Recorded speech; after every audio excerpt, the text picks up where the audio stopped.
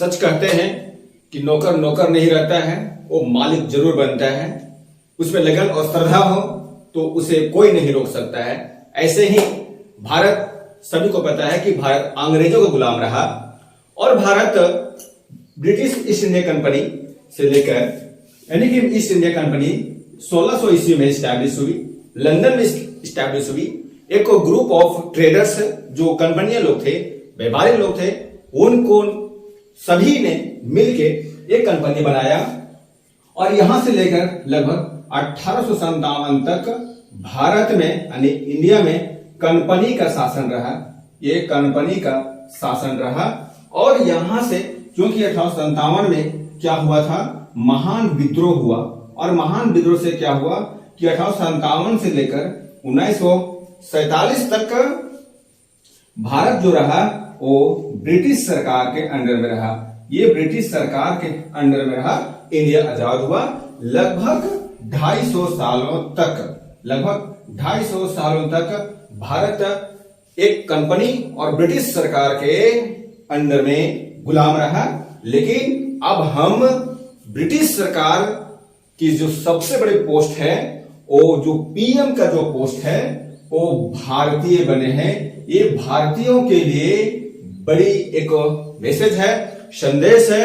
और हमें जो सताया लोगों ने, ब्रिटिश के लोगों ने सदियों से जो सताया, वो शायद आज वो फील कर रहे होंगे कि नहीं, भारत के लोग भी महान लोग हैं। क्योंकि सभी को पता है कि जो ब्रिटिश प्रधानमंत्री अभी हाल ही में चर्चा में है, ब्रिटिश प्रधानमंत्री आपको पता है कि इस अभी जो है भारतीय मूल के ऋषि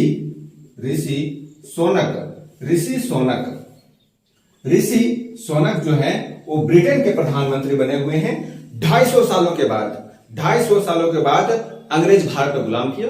आज हम शायद उस पे अप्रत्यक्ष रूप से हम एक प्रकार से क्या करेंगे, एडमिनिस्ट्रेट करेंगे, लेकिन हम उसकी सरकार, इसकी जो गवर्नमेंट सिस्टम है, उसकी जो डेमोक्रेसी सिस्टम है, उसके अनुसार से शासन करेंगे। लेकिन इसके कई सारे जो वहां की जो पार्टियां हैं, वो पार्टियां कुछ इसका विरोध कर रहे हैं, बैकआउट कर सकते हैं, लेकिन वो भारतीयों को देखना नहीं चाहते। लेकिन ये सच है कि टैलेंट होती है, उसको कोई नहीं रोक सकता है। यदि सूर्य को कितना देर ढक सकता है एक बादल, कुछ ही देर ढक सकता है, उसकी परछाई खत्म होगी और रोशनी आएगी। तो ब्रिटिश प्रधानमंत्री जो है भारतीय मूल के ऋषि सोनक हैं और ये मुख्यतः भारत के पंजाबी हैं, पंजाब से रिलेटेड है। वो इंग्लैंड में जाके बस गए और वहीं पर उनकी जो परिवेश हुई और उसकी जो पालन पोषण हुआ और वो वहां पे आज ब्रिटिश की जो सरकार है उसमें सबसे बड़ी पोस्ट को पाया। सबसे बड़ी पोस्ट पे आपको बता दें कि जो ऋषि सोनक की थोड़ा सा हम बात करते हैं, ये क्या है। तो ये जो इन्फोसिस कंपनी है, इन्फोसिस जो कंपनी के जो संस्थापक जो है नारायण मूर्ति, ये इसके संस्थापक है और ये इनके दामाद है, यानी इसके दामाद है।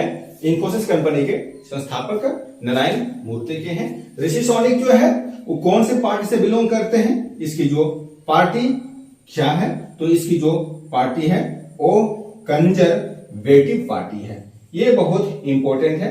कंजर्वेटिव पार्टी के उम्मीदवार हैं और ये सांसद वहां के हैं, ब्रिटेन सरकार के आपका, और वो अभी ब्रिटेन में प्रधानमंत्री बने हैं। और ब्रिटेन के इतिहास में ऐसी पहली घटना हुई है कि जो भारतीय मूल के व्यक्ति हैं वो ब्रिटेन में पहली बार पीएम बने हैं, प्रधानमंत्री बने हैं। ये सभी भारतीयों के लिए गर्व की बात है। हमें सबको आज गर्व फील हो रही है कि शायद हमने 250 साल के बाद आज हमने उस पर राज करेंगे।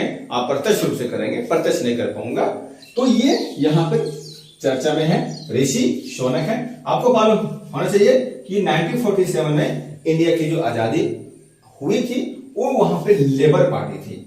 ये जो थी वहां पे लेबर पार्टी की सरकार ने इस आपको भारत को आजाद दिलवाया था। और यहाँ पर ये जो ऋषि सोनक है वो कंजर्वेटिव पार्टी से है। ब्रिटेन में 2 पार्टी सिस्टम है, कंजर्वेटिव पार्टी और यहाँ पे लेबर पार्टी। तो खबरों में है ऋषि सुनक, आप शायद फील कर रहे होंगे भारत के लोग, बहुत खुशी की बात है भारतीय लोगों को। और वैसे भारतीय जो हम लोगों पर गुलाम ढाया ब्रिटिश के लोगों ने, आज हम उस पर शासन करेंगे।